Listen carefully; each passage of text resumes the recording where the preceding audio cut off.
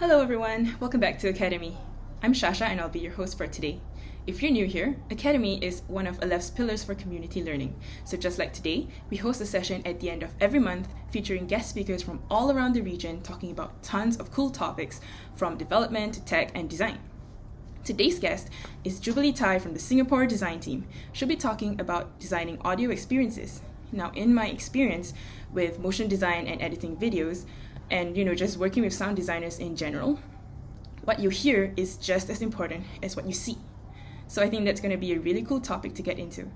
Most of you may recall that we've been collecting clips here at Aleph over the past month of you guys describing the company and our brand in 3 words. So thank you to all of you who've contributed. We really appreciate it. And if you're curious to see what Jubilee's done with them, stick around to find out. As always, if you have questions for our speaker, the comment section is going to be your best friend. Drop your comments below and we'll get Jubilee to answer your burning questions at the end of the session. All right, I know you're pumped, so am I. Let's get on with it. Over to you, Jubilee.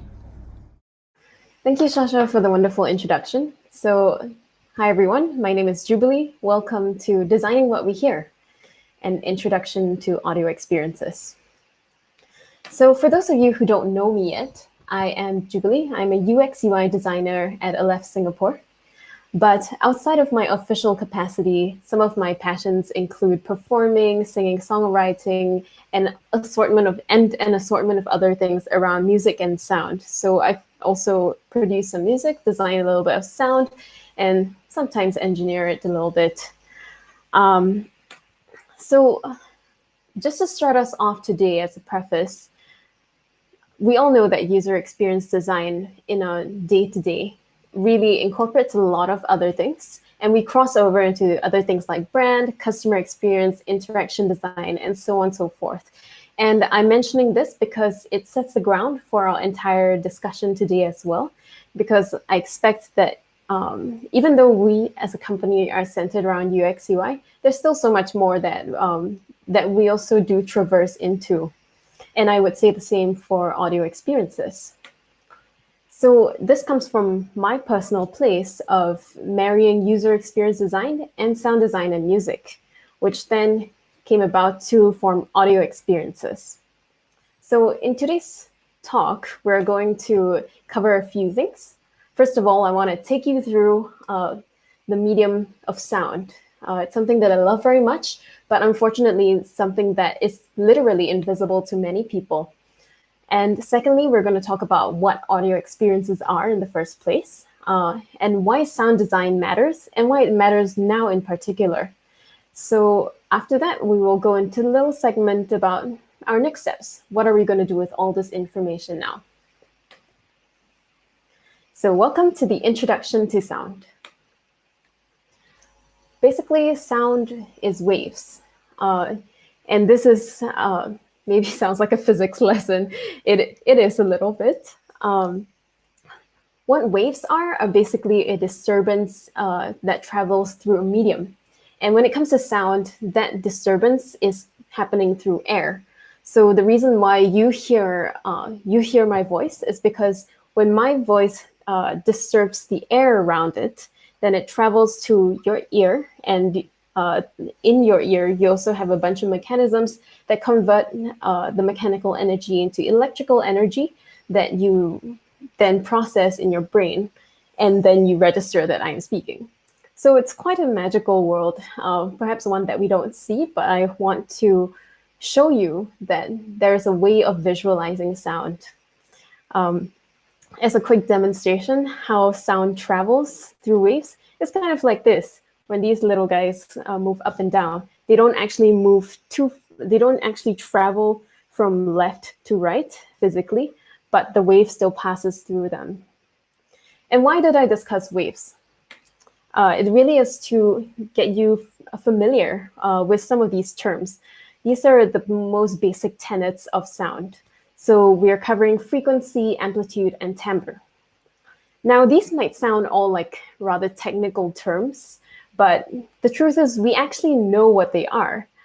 One way or another, we've grown up with sound, or not all of us, but most of us may have grown up, of course, with auditory abilities. And then with that, Sorry, let me gather my thoughts.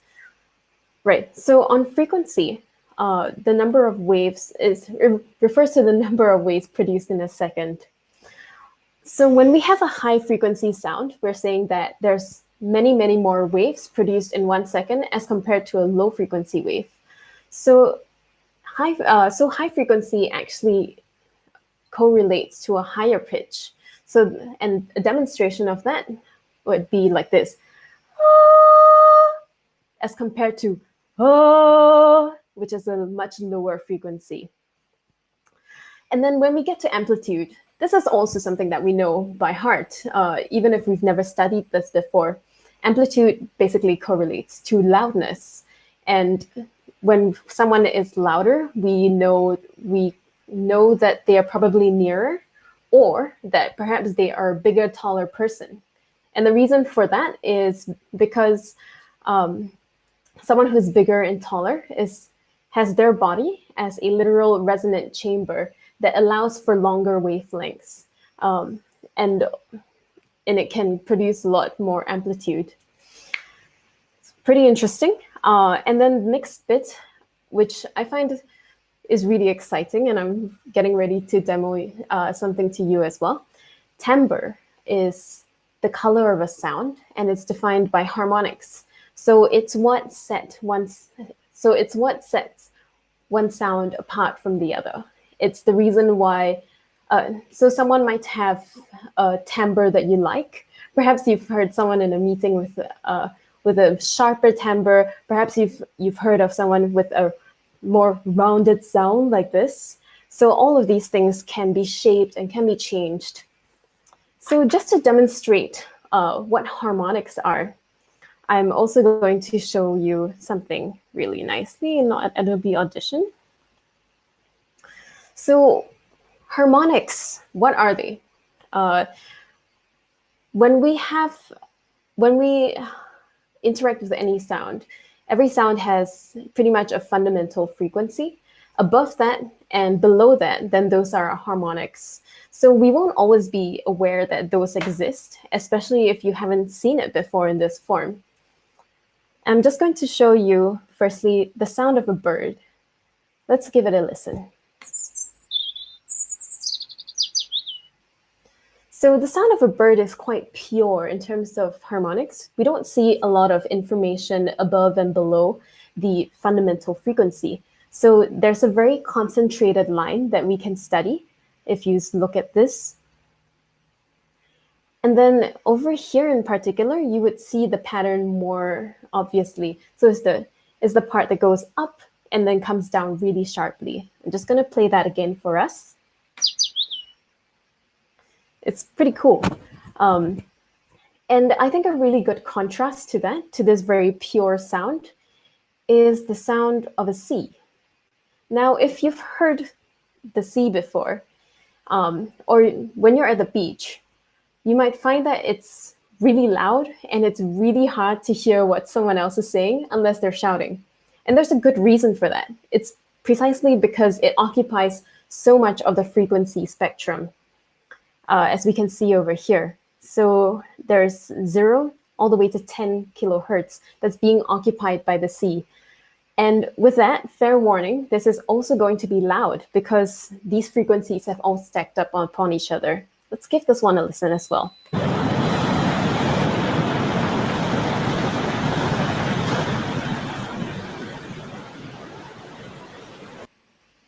So that was the sound of the sea. It's a lot more densely packed with frequency information compared to the bird, which we observed earlier. And then a last example of harmonics, which I really loved. This particular example changed the way that I looked at harmonics when my teacher first showed it to me. So this was really cool. Let's just take in the visual information we're given here. We can see the fundamental frequency, the most concentrated area over here. And upon that, we see these really defined lines as compared to the sea. With the sea, we saw white noise. But this, we have defined lines, and it's because of the proportions. The proportions stack up nicely in a flute. More on that maybe another time. I think it's a bit too much to get into now, but let's give it a listen.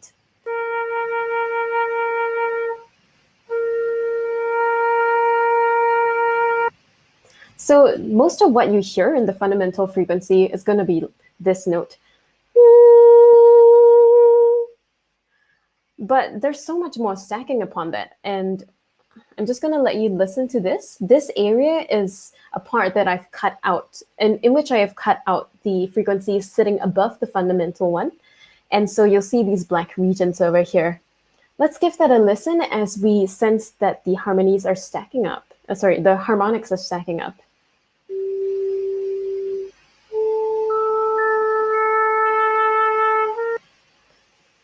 So that was pretty cool. You can literally hear the harmonics being added in one at a time. And it tells us that there's so much more richness to sound than we even realize. And this is one really great way to visualize it. Let's just give it a listen again for those of you who didn't catch that the first time.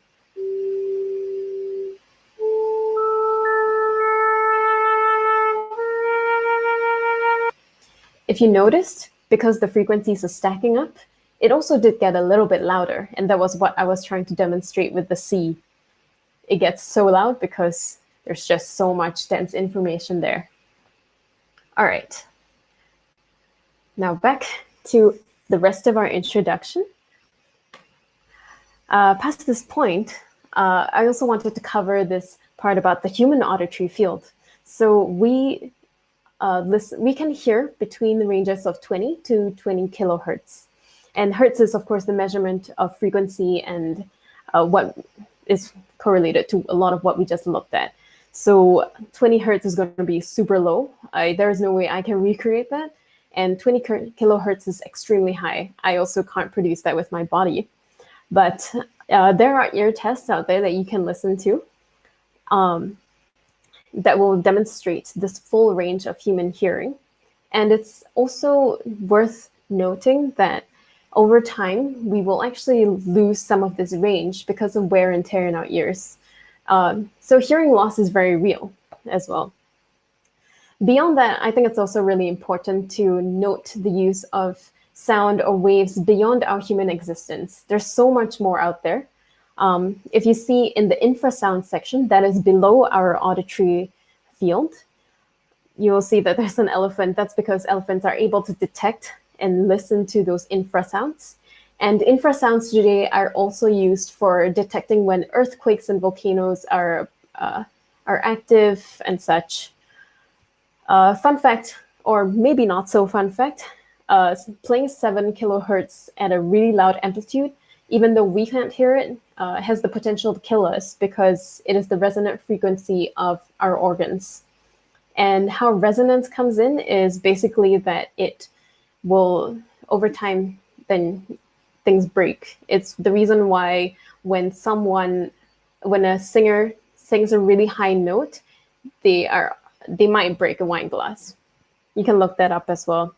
Above our human auditory field, we have ultrasounds, which dolphins, bats can communicate in, and cats and dogs can hear as well, and their hearing range is much larger than ours. So a really cool world of sound out there. Now, with all of these audio basics out of the way, and of course, plenty of trivia, let's dive into what audio experiences are. Is it music production? Is it sound design? Is it music composition? Is it service design? It can be almost anything out there. So let's just look at some examples of how they exist today. The one that comes closest to what we do as a company are these user-centric experiences. So we have notification sounds like this one. Perhaps triggering some of you to feel a little stressed. And then we also have gaming, in which we get to play with environments, and those actions trigger certain auditory feedback. Say if we are cutting down a tree in a game, then we will also hear the sounds of our environment, of maybe dialogue happening in the background, etc. There are also Spotify algorithms that will direct us to mood-based playlists, and well, they do a lot at Spotify. I would encourage you to look it up as well. Of course, we also have voice assistants like Alexa, Siri, and so on and so forth. Another field that might be a little bit newer for people around here would be sonic branding. Sonic branding has a strong parallel to visual branding as well. So when we have a visual logo for a brand, we also have sound logos. And perhaps you would have heard this one before.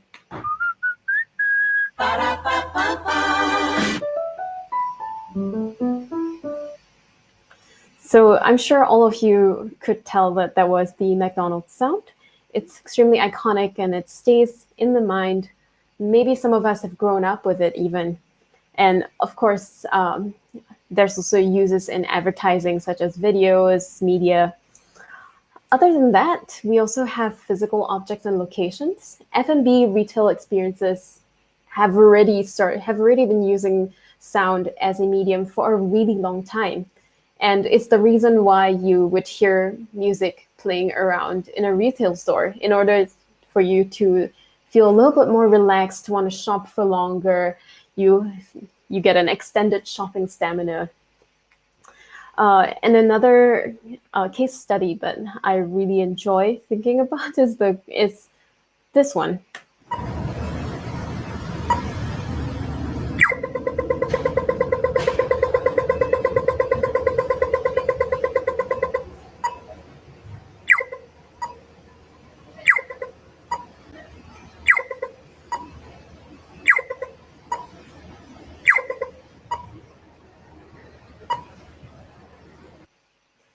Now, for those of you living, working in Singapore, I'm sure you would have recognized what that sound was.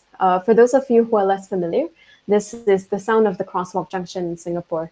And I think it's a really smart way to have a little bit of inclusivity in the way that we have designed our society. This is helpful for anyone who might not have particularly great vision or has no vision, and then they can cross the crosswalk safely, be signaled when time is almost running out so that they know to stay on the safe side.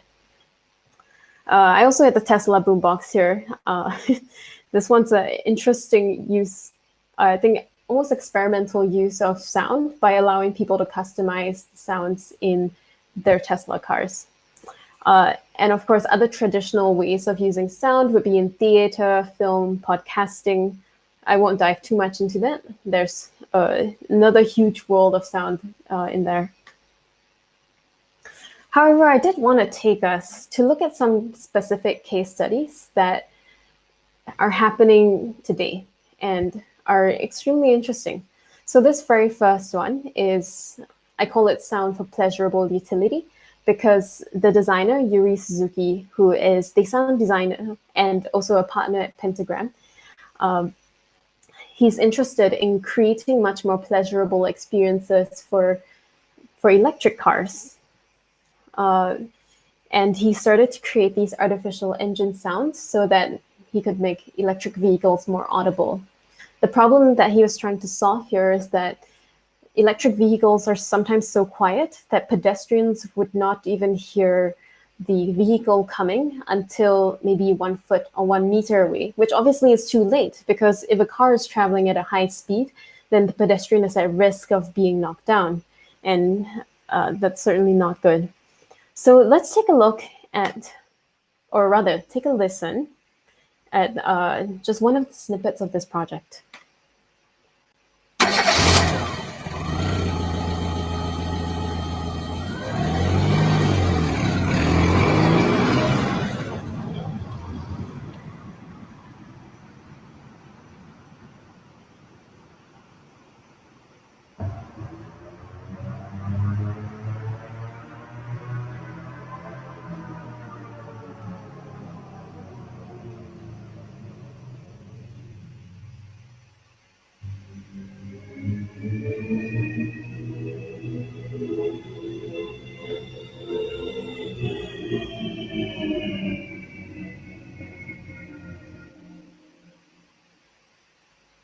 So if you were maybe a little bit confused as to what was happening in that video, let me break it down for you. The very first part was the classic engine sound, which was, oh, sorry, pardon me, which was this one. Very gritty, you can hear the engine, you can almost feel the grease. And then when it comes to the sound that he designed over here,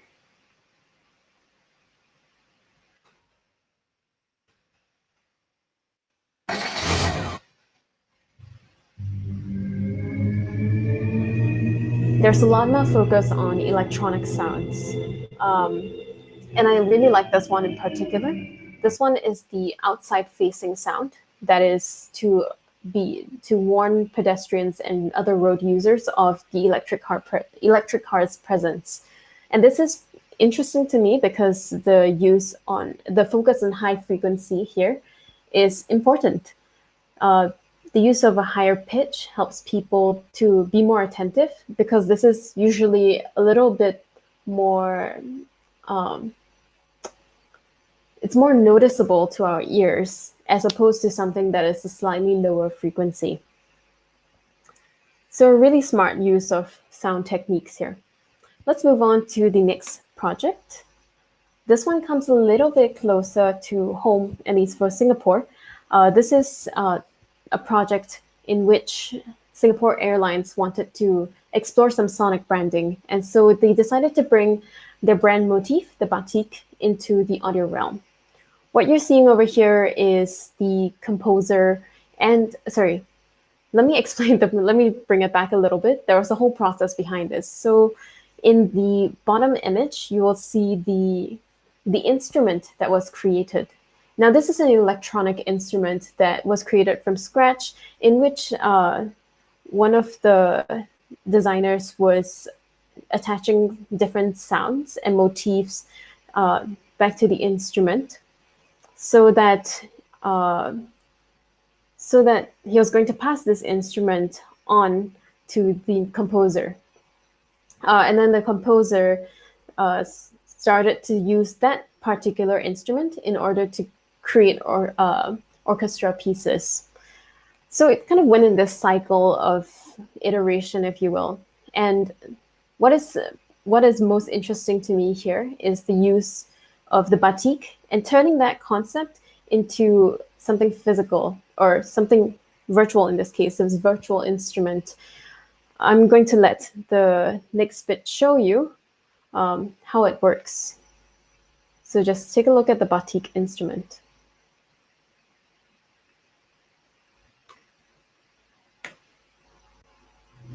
The batik image has been used to create an instrument that generates music that is always changing, but is clearly part of a single conceptual idea. The batik itself is made up of 14 separate elements, a combination of flowers, buds, and leaves. Using the size of the flowers, their colours, their visual complexity and their frequency, we derived 14 new melodic fragments. These fragments are based around the tonal centre of E in order to integrate seamlessly with the Great Way to Fly melody. These fragments were then programmed into the instrument, which rearranges them according to a combination of hidden algorithms and selections made by the user.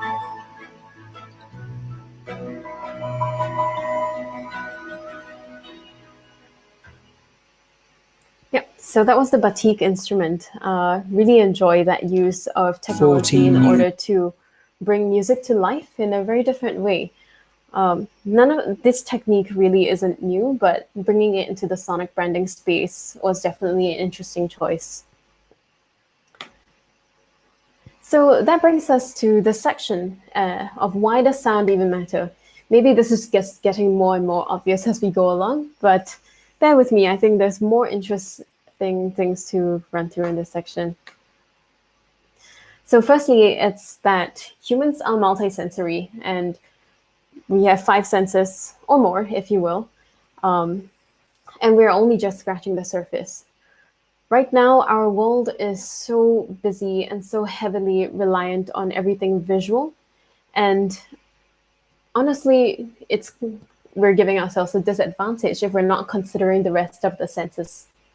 So not just sound alone, but everything else, such as the use of haptic feedback, and even the sense of smell. How can we start using all of those to generate much more engaging, immersive experiences? So yeah, there's that. The second bit is that sound can direct emotions extremely powerfully. And I'm sure that many of you know this. It's probably why you've put on Spotify playlists to work out, or maybe when you've just gone through a breakup. That reflects how strongly music and sound can truly resonate with us. And it can also trigger memories in a snap. So when someone plays a sound, it's not quite simple. It just, there's the capability of the brain to fill in all of the visual detail and the imaginary detail there is pretty amazing. So if I were to play you the sound,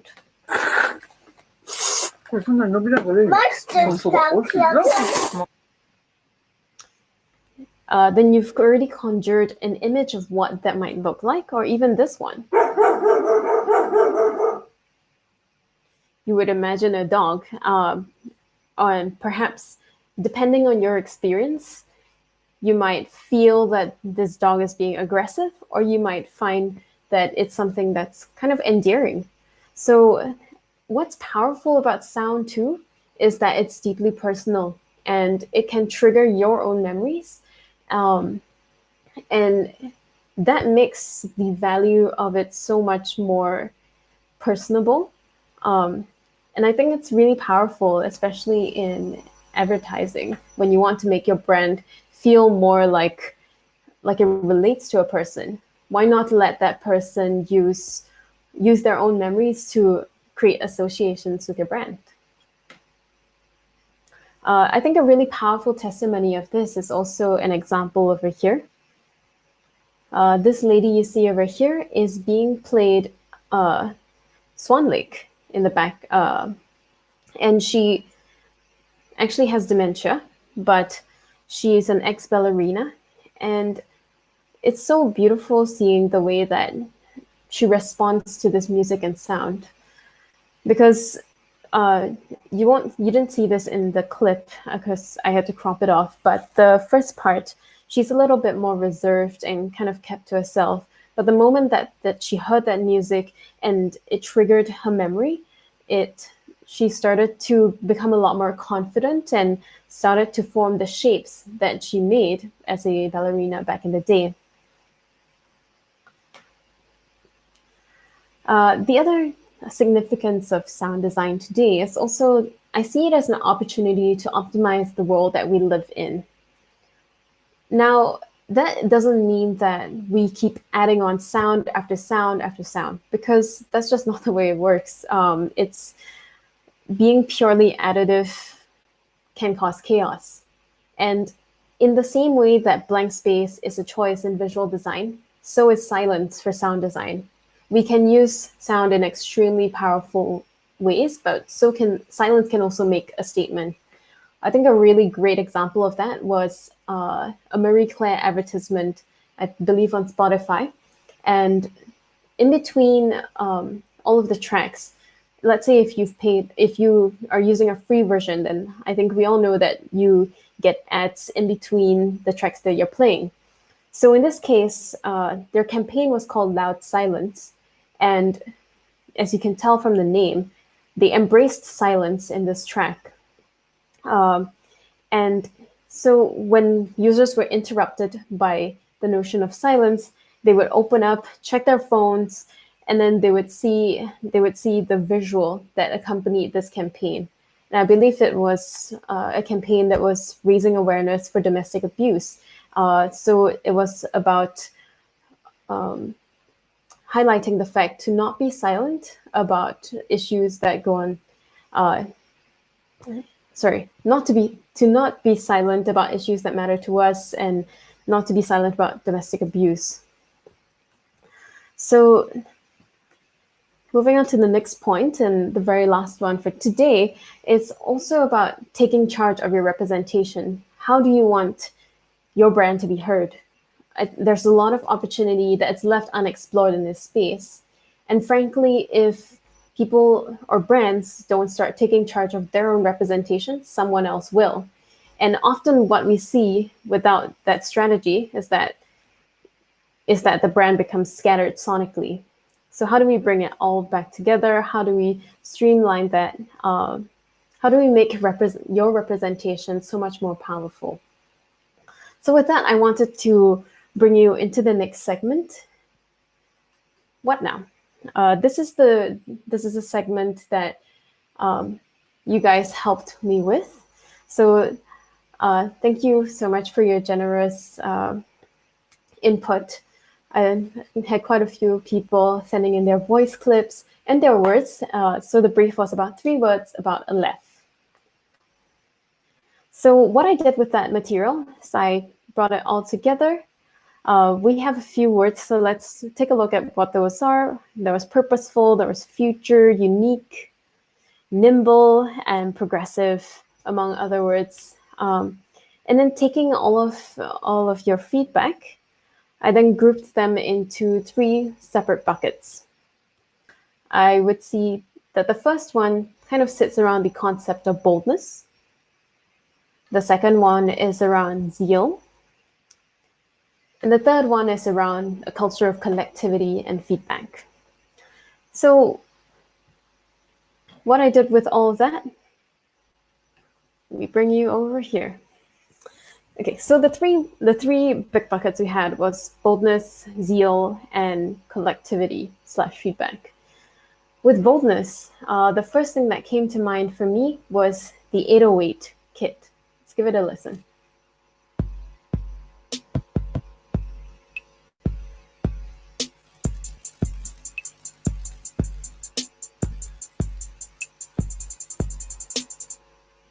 So just a short clip.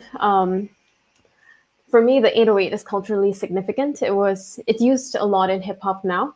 And back then it was also known, it was a disruptor of acoustic sounds of drums because it had this clearly electronic drum sound. And the most apparent thing about it was its bold bass sound. So we're using that one just for the first element.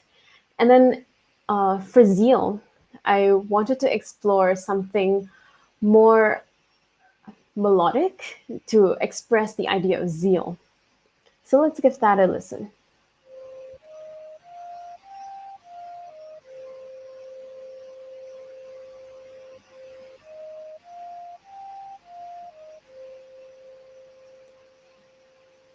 By the way, this one is also created from one of our voices. So thank you for literally lending your voice to this project as well.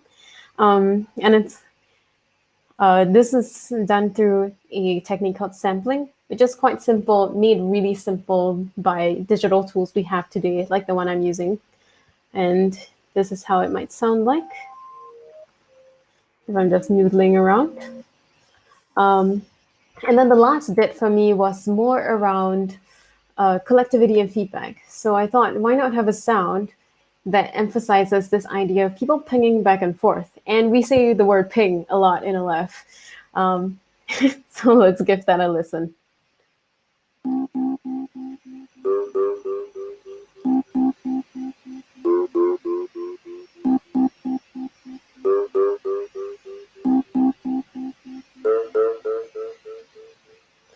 So these are just like some of the few base elements that I had, but I started layering, adding more things to the sound to round it out and help bring this concept to life. This is just a fun way to explore what Aleph could sound like. So let's just give it a listen, all in all. I'm also going to cover up the track because it's a habit of mine. I don't really like people seeing what it is before hearing how it was constructed. Let's go.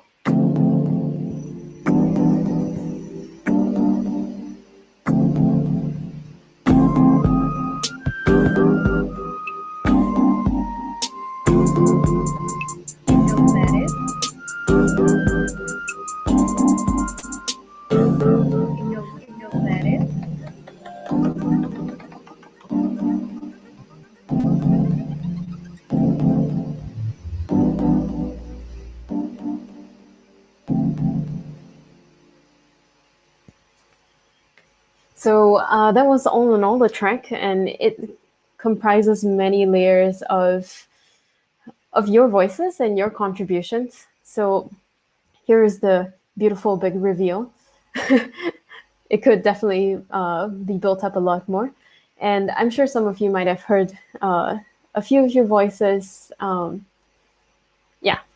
And I think that this is just a starting off point for us to start thinking about how we can apply sound to ourselves first. If this is something that we want to keep growing, surely we need to reflect upon it within our own realm too. So what does Aleph sound like? This was just a quick interpretation, a first iteration.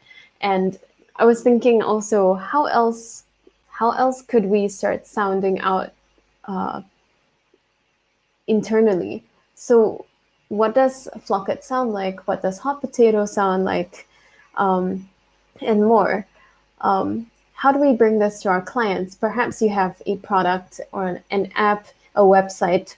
How do we start incorporating sound that in a way that really creates value for our users? If sound actually helps us to take a little bit of emphasis off of the visual as well, and it's something that we should definitely look into exploring. And please put your questions into the chat, and we will gladly answer them. Thank you.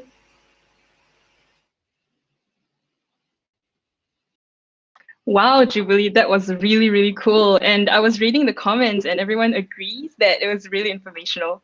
It looks like we have a ton of interesting questions from the floor too. I think I want to start off with this one, which I can sort of relate with. So nowadays, videos are a common medium. And when we combine audio and visual, sometimes one starts to be more overbearing than the other. And excessive audio starts to take away from the experience. So from your perspective, how can we find a balance? That sounds very specific to video. Okay,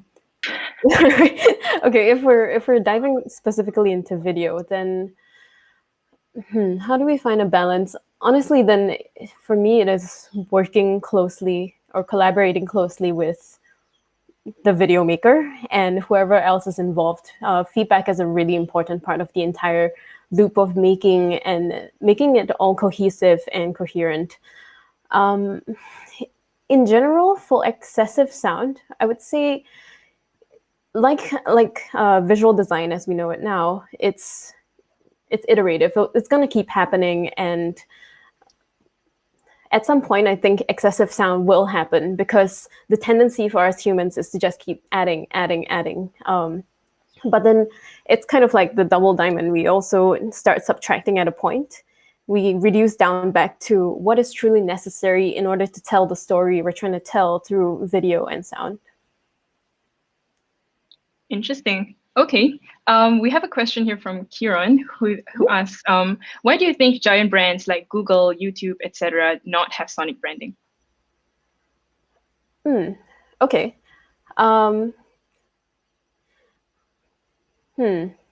Sonic branding specifically, huh?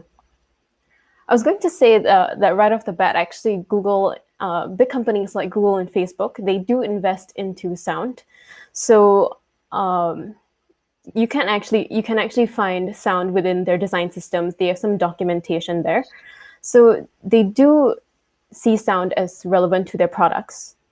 As for sonic branding, honestly, I'm not too familiar with whether or not Google does it or YouTube does it, but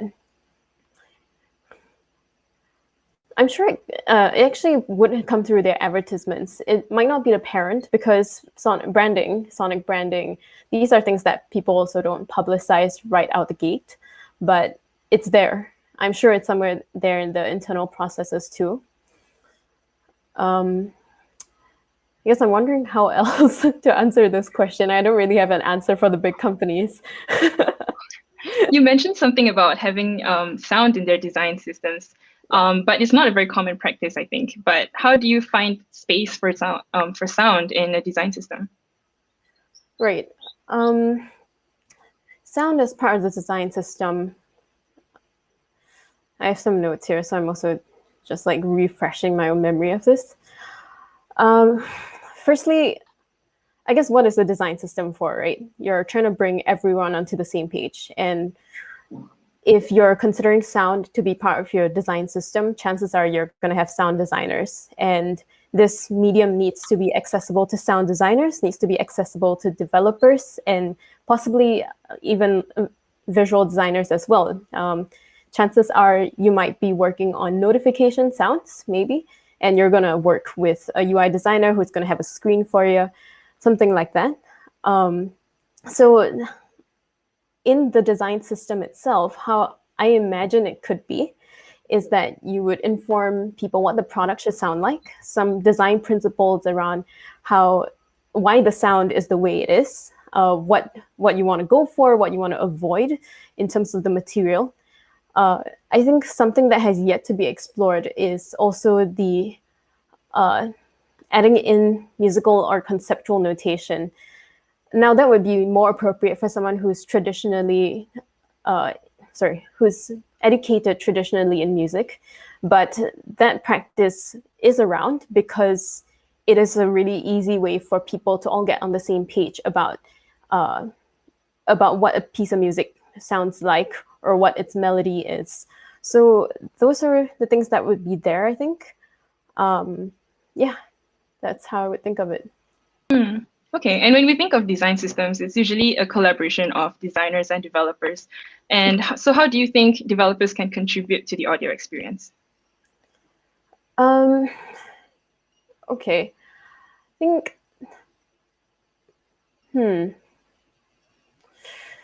I think this one's a bit difficult for me to answer because I don't come from a perspective of a developer. What do you think from a designer's perspective? How can they contribute? How can we, you mean like a UI designer or? Yeah, possibly. How can they contribute to the design system for audio? To the audio experience. To the audio experience. Oh, okay, understand. I think, first of all, usually the first hurdle I predict would happen is just a communication gap, just because, well, the whole point of this session for me was at least to give everyone an introduction to what audio experiences are and how to even start talking about sound, because not a lot of people will be educated in sound-specific language. So that would be the first part that I would go into. I think getting on the same page about what each, about a bit of technical language, just so that we are speaking the same language. And then the other part of it is really just having tight-knit collaboration. I think this is also where interdisciplinary people have a bit of strength, because they will be able to traverse between different disciplines and navigate this like gray area between two ways of thinking or two systems of thinking. So it could be someone like me in between, for example, because I do both like UX, UI, and also sound design. So that would be the space that I could navigate, or yeah, something like that. I think collaboration really is the lifeblood there. I think you're right. I totally agree. We have a question from Wonky Town, interesting name. Can sonic branding work with accessible design? Can we create sound to help people who are visually impaired? Oh yeah, absolutely. Yeah, I think first of all, you need to know who your user is and in what way are they visually impaired. Is this something that's from birth? Perhaps that would be quite different from the loss of hearing over time. So for example, I think I mentioned earlier that over time your auditory range will lessen. So that's also the reason why you wouldn't try and create something at maybe 10 kilohertz or 10,000 hertz for someone who's older, because they simply won't be able to catch on to it. But then generally you can design within a range that is hearable for everyone. And the other part of it is actually cultural too. How do you create sound that is culturally sensitive? Because sound carries a lot of baggage with it. Like the sound of an African drum might not relate to someone who has never heard it before. Or the sound of a piano might just not make sense to someone who doesn't care for classical music, perhaps. So it's who are you speaking to? You need to understand where they're coming from. Yeah, that's Okay, I think you may have touched on this a little bit, but Benny wants to know, how do you balance technicality and creativity when it comes to crafting sound? Technicality and creativity. How do I balance it? Okay. That was not the question I was expecting. I'm trying to think now. Between technicality and creativity, huh? Maybe I can offer you a perspective while you think of what you can say. But I think for me as a designer myself, I usually let creativity start me off to a good place. I just help me express myself, and then I use technicality to sort of steer me in some kind of direction. I use rules and guidance to some sort of craft whatever I've got, and then use it to guide and get it to a place where I'm ready to share with the world. So that's how I would use those as balance as I create. Okay. I think it kind of, for me, I think it happens maybe kind of what you're saying, Shasha, that it happens, sometimes it happens in a cycle. Sometimes it can happen both at the same time. Maybe sometimes having a technical restraint breeds the creativity. So for example, in sound, I could challenge myself to use audio that's only been recorded on my phone. And that is a fun technical challenge, and also one that forces me to be creative about what I'm making. How else do I balance creativity? I feel like from what you just said, I don't want to force myself to find a balance. I sort of want to let them work together to let me find a piece that creates itself. Yeah. Sometimes that is the way as well. It needs its own space to breathe and just become what it needs to become. And it's all just something you have to do. Something you achieve by going through a process. Yeah. Okay. Our next question comes from Sharul, and his question is, what would your personal sonic branding be? My personal sonic branding. I think I would firstly have a bunch of different alter egos, because I feel like I have so many sides to myself and moods also. So if we're to think about it in terms of sonic branding, what I've seen other people do is that they usually generate a core melody, and then they make different iterations of that. So I think MasterCard had their sonic branding around 2016, and they had a couple of soundtracks. One of it was Mumbai, one of it was New York. I think I cannot remember the themes by now, but basically, they had one that was cinematic. So they had different variations of the same theme, and that was how they maintained consistency for their sonic brand. So for mine, I think my moods, one definitely has to be experimental and dark and noisy.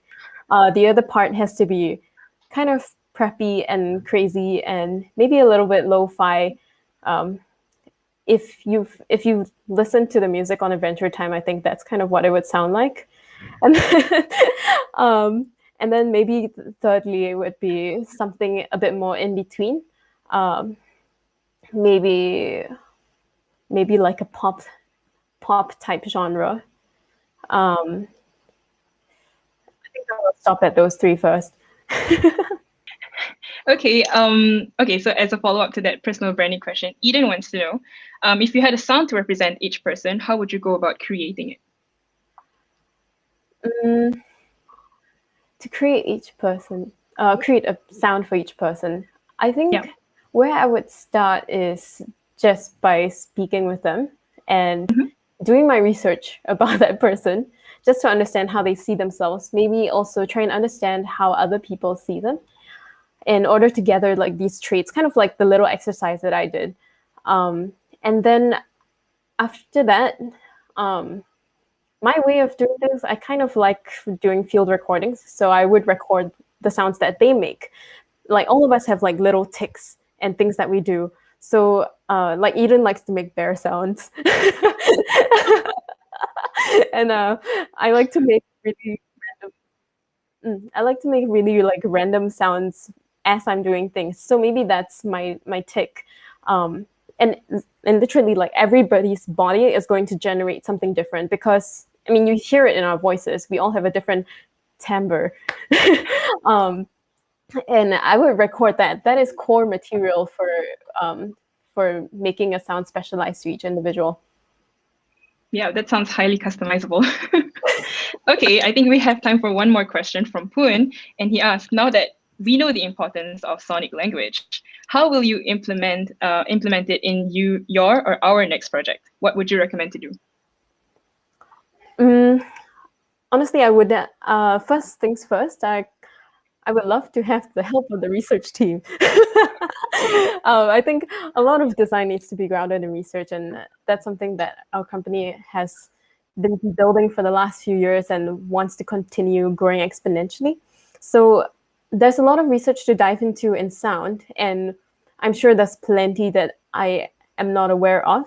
And my personal experience with it has mostly been within the realm of art rather than science. And I think for our field, we need that science. And then after that, in the projects moving forward, it would to be just like iterate, create associations with the new projects that are coming in or existing projects, explore the possibilities around there because there's plenty, whether or not that product exists right now or not. Yeah, that's that's my thought and game plan for it, and also just using these prototypes, sharing it with clients, sharing it internally for feedback. That's always going to be extremely valuable as well. Yep, I think that was a really good answer. Unfortunately, I think that's all the time we have. We're really sorry if we couldn't get to your question, but I think we're just going to have to get Jubilee back on here. But otherwise, thank you, Jubilee, for joining us today. I hope you guys learned some new things. We talked about a lot of things from branding to sonic design. I think they're just really cool topics, and I think there's chance for us to explore them even further next time. So really looking forward to have you back, Jubilee. All right, so on behalf of the Academy team, I want to thank our viewers for spending their Friday afternoon with us. But before you go, we've got a few words from Clara, our winner from the Academy Trivia Quiz. Hello everyone, thank you so much for watching today's Academy session. Stay tuned for more interesting content by pressing the subscribe and like button below. And we will see you in the next session. Have a nice day.